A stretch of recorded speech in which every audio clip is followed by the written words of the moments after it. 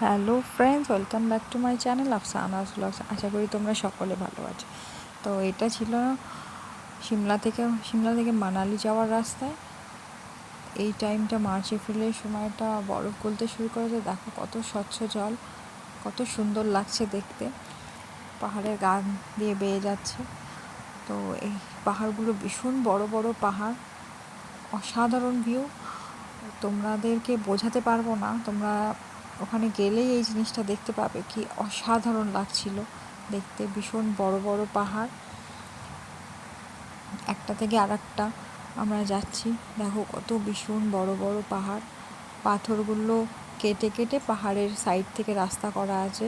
ভীষণ ডেঞ্জারাস রাস্তা, আর গাড়িগুলোও চলে ভীষণ জোরে, একটু ভয় লাগে।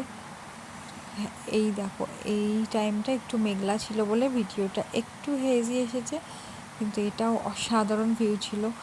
জলটা এত স্বচ্ছ যে পুরো গ্রিন হয়ে আছে, খুব সুন্দর লাগছে দেখতে। তোমরা এই ভিউটা উপভোগ করতে হলে তোমাদের যেতে হবে মার্চ এপ্রিলের দিকে।